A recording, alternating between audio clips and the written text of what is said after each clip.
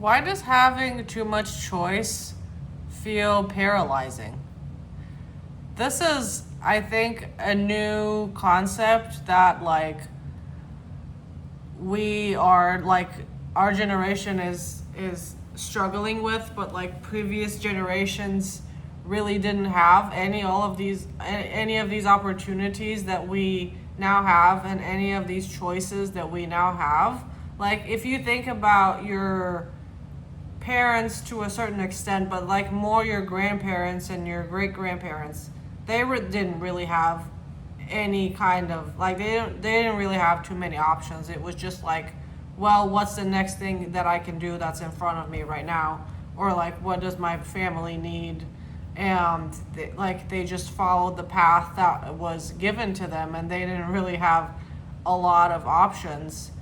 But we do, and it feels scarier. It feels more paralyzing, not less paralyzing, which is kind of ironic. And so I think that the way through this is to get really clear within yourself about who you are and exactly what you want, specifically what you want, not in general. I mean, in general is a good place to start, but then try to narrow it down as to exactly what you want for yourself, and then just stick to that decision. Just decide, and then stop going back and forth in your brain on, well, maybe this isn't it. Well, maybe I should try this one. Maybe I should say this. Maybe I should, play with this idea. Maybe I should, no. You decide, you make a decision, and you stick to that decision until the end. And I think setting a goal is the perfect way to do this. You make the decision on what you want, and you decide that you're going to pursue that thing, and you just set a goal for yourself. And I wrote something about this in my book that you see here. Is called Mastering the Middle. One of the quotes from this book, and I can't remember, I might not phrase it perfectly, but it goes something like, a decided goal is a container, and an uncertain goal is a leak. And what I meant by that is, once you decide and once you have a clear goal, then that goal kind of becomes the container into which everything else can grow and build. And if you don't have the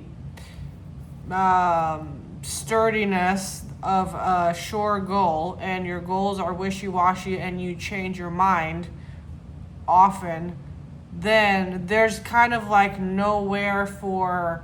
there's no place for that new identity to come to life, right? A sure goal becomes a container into which your new identity starts to form, your new beliefs start to form, your new actions start to form, and they're all being held by this goal that you have set. And because it's a strong goal, and because it's a goal that you are really passionate about, and that even if it took you 10 years to reach this goal, it would still be 10 years spent doing something worthwhile, right? That's how you know that this is a good goal. And if you have that kind of a goal in your life, then you have that container. And that container, if the goal is strong enough, that container is then strong enough to hold all of these new things that are going to come in that will eventually help you become the kind of person that can have the goal. And usually the last thing that comes into the container after you have the new personality, after you've developed your new identity, after you've developed your new beliefs, your new way of thinking, your new way of feeling, after all of these things are set in stone and they're all like, hanging out in this container, then usually the last thing that comes in is like the actual proof, right? Like it's the last thing that comes into the container is like the goal itself, right? Like the physical manifestation or like the physical proof of what you wanted. And then that container is full and it did its job. Like it was able to hold all of these puzzle pieces as they were forming and all of these contradictions as they were happening in real time. And that slowly like alchemizes the goal, slowly alchemizes everything, and it all becomes one thing. And that one thing becomes your new personality, your new personal reality, and your new identity. And once that happens, once everything is alchemized in this container that we call our goal, then the last thing to come in is usually the actual proof or the actual thing. And then that container has done its job, and you are now a different person that has the goal. But if you have a weak goal, or like a goal that you're not sure about, a goal that you set for yourself because your parents think that this is a good decision for you, and because you felt pressure from your friends, or because you think that this would look good on your resume, or like whatever, like it's not your true desire, it's just a borrowed goal from someone else or from society, then that's not enough motivation to keep you going when things get tough, and it doesn't create a strong enough container to hold all of these things that are going to come in as the consequence of that goal, right? Like all of these new identities, new personalities, new personal realities, new beliefs. They're trying to come in because you set the goal, but the container isn't strong enough, the desire isn't strong enough, and so like now all of these new parts of yourself are coming in and they don't have anywhere to land. And so it just kind of leaks, and it kind of becomes a waste of time, essentially, because things don't have time to settle and to really integrate into your reality. And so you might see small changes here and there. You might even get like a fraction of the manifestation that you wanted.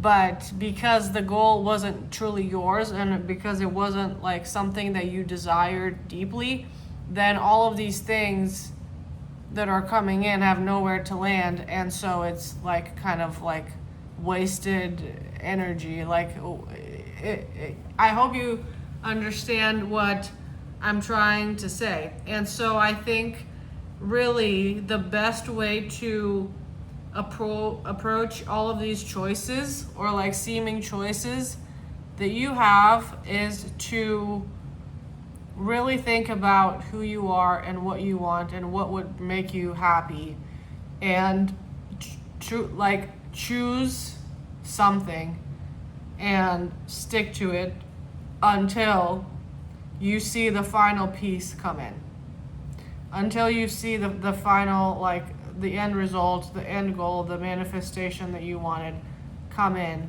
And then like pick something that's worth pursuing and just decide, and then like close the browser tabs, the 25 other choices that you are lurking in the background. Close all of them off and just decide on this one goal or of this one desire, and allow life to start working in your favor.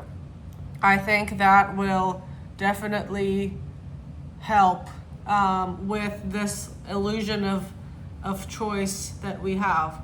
And I think that, like I said, this is a newer problem that like we started having in the last, like, I don't know, like 40 years maybe.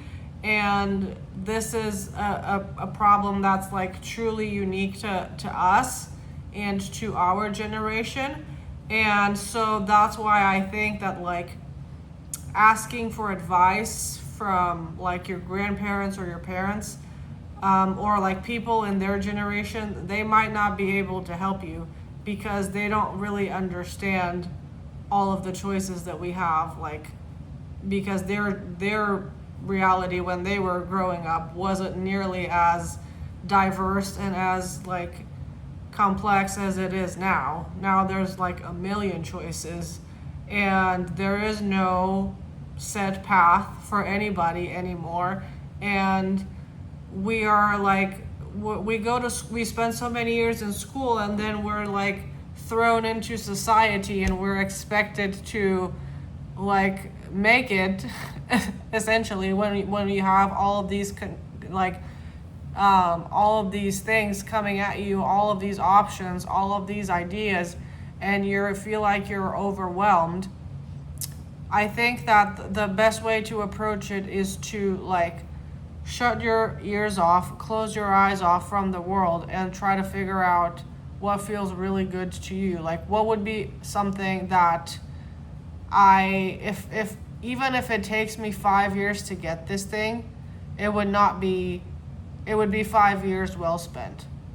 And only pursue those goals and like close out all of the other options that you think you have, because if you don't fully believe in it, then you won't have the energy to take it all the way to the end. And so then your wishy-washy desire is going to become a leak, and a strong desire is going to become the container that holds everything that you need to bring that thing to life.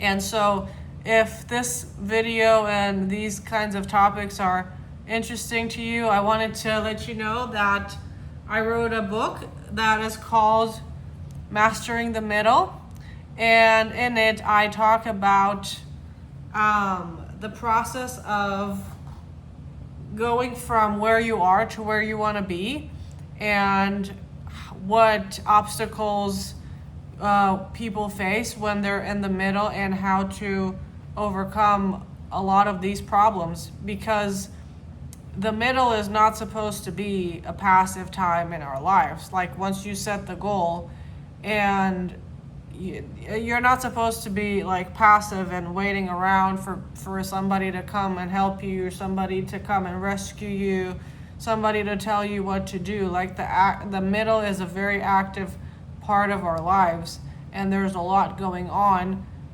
internally, even though you don't yet have the end result, you don't yet have the finished product, but there is a lot going on in that middle. And I think this book is a great guide for people that are currently in the middle. And so if you're interested in that, I will leave the link for that in the description box below.